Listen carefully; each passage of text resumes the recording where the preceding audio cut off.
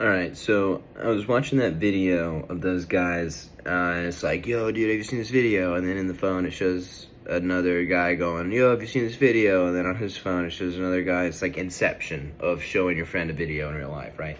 And it was just making me think about our serotonin systems and how they're being affected, because we all know that our dopaminergic wiring gets manipulated by these apps, these short form content specifically. Your attention span goes down, your need for more stimulus to be engaged with something goes up, yada, yada, yada. But have you considered that it goes a lot deeper than just your dopaminergic habits? Because when you actually see, these apps are like a drug. A drug gets into your brain, it pulls chemicals around, makes you feel a certain kind of way, and then after you're done feeling that way, you're gonna wanna feel that way again. And it keeps you kind of hooked. That's what these apps do. But they go a lot further. The thing about the dopamine is you can mess with people's dopamine and they'll usually be able to kind of maintain. And afterwards they can kick it and they can kind of go back to normal, and it's just like a process they have to go through. Cocaine, look it up. Like, cocaine is one of the easier drugs for people it's one of the easier, harder drugs for people to get off of compared to a lot of others. A lot of stimulants are like that. But when it comes to your serotonin, that's a lot more of a permanent thing. And if I'm not wrong, you have double the amount of dopamine as you do serotonin. So already, like, your serotonin is a more intricate pathway system. Your serotonin is all about connection, and it's about connection, identity, and kind of what belongs where. What is, right? And what isn't. It's what makes you know your friends from your enemies. That's like your serotonin. It's the tribal part of us. It's what helps us belong with each other or not belong. So, everybody's at a Tame Impala concert. They all drop some MDMA. They're all kind of vibrating together, right? They become like a collective consciousness because it's that serotonogenesis, synergy. Anyways, so my point is, these apps are going a lot further than the dopamine. They're like a drug, and if you do mess with someone's dopamine, it's less of a crazy thing to play around with. But when you mess with somebody's, because you go on vacation, you can have a load of good time for 5 days, and you come home, you will adjust. But when you mess with someone's serotonin, look at psychedelics, look at MDMA, for example. When people mess around with either of those two drugs, if it goes wrong, it usually has very bad consequences. It's not just, oh, my man is off the coke and he's sleeping for 5 days straight and he needs to drink a lot of water or whatever the heck it is. It's not like withdrawals. No, like, people take MDMA too many times and they want to jump off a bridge the next day. People take psychedelics too much and they don't know, they lose themselves. And they kind of psychedelically lobotomize themselves. Pretty much almost happened to me. But anyways, that's neither here nor there. These apps are now messing with our serotonin. Have you noticed? Think about when you were a kid. If no one else laughs at a joke, you don't really laugh at it. You kind of separate your opinion from your portrayal of yourself, because you need to survive, you need an ego, you need to fit in. And you kind of do have to, mostly. You don't want to be bullied, you don't want to be weird.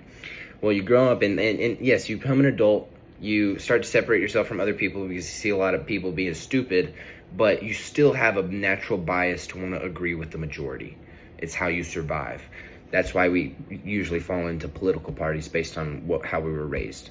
Anyways, that's, again, neither here nor there. These social media apps are now going further past just your dopaminergic wiring. They're affecting the serotonogenesis of your brain. When you look at a video, okay, I'm not going to talk about you, but when I look at a video, subconsciously, I don't mean to, but I've trained my brain. It's started to do this. It looks at the like count on the right side of the screen, and it manipulates whether or not it affects how I'll react. If not enough people like the video, I'll almost withhold a laugh. If I see a lot of people like it, I'll try to find it funnier, because my brain is looking at the outside information of what everybody else is doing, everybody else is thinking, their social congruency, and it's trying to become more like that. Oh, let me see why this video is funny. Why do I find this video funny? Everybody else finds it funny. I'm going to try to find it funny. And we're supposed to do this by going out in life, and we're supposed to be surrounded by people that we like, our friends, like-minded individuals, right?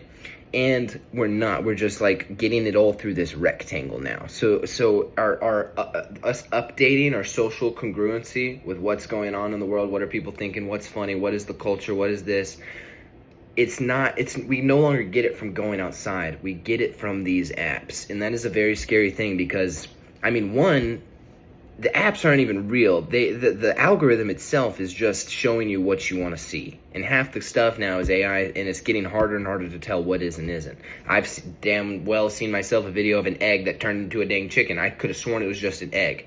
And I grew up with the technology. I'm not some boomer. You know what I'm saying? It is kind of getting scary. And the other thing is, outside of the fact that it's just some autonomous algorithm that does not care about you, it's also literally like a person is behind that who can control it. I'm not saying that Jeff Bezos or Bill Gates or whoever the heck, Mark Zuckerberg, is actively watching you scroll through Instagram and manipulating your algorithm, but he could if he wanted to. And that's another scary thing. So we're not just relying on how we keep going. Dopamine is how you keep going, what you keep doing. If you can't stop scrolling, you're just like addicted. It's how you get through your days. But the serotonergenicity, that's your true identity and your true, your view of the world. On top of that, think of how little of the world you see in the world compared to your phone now. I mean, every day I see trains, planes, automobiles, reference. I see other cities, I see mountains, I see goats. Stuff I don't see in my day-to-day life, but I know this stuff exists. But my brain is now more familiar with what my phone shows me than what's actually out there, because I see more of what my phone shows me than what's actually out there. It's very scary. This is no longer just like a dopamine thing. It's like a collective you can't even go out and not everybody's on their phones anymore. So you can't find this social connection in life. Yes, you can get drunk and go to a bar and have some fun. That is still, luckily, something we can do. But largely, us updating our social reference for what is and what isn't is almost solely relied on this device now, and it is pretty scary. So anyways, not saying you should be scared. I don't know, do whatever the hell you want. I don't care. You're probably not still listening.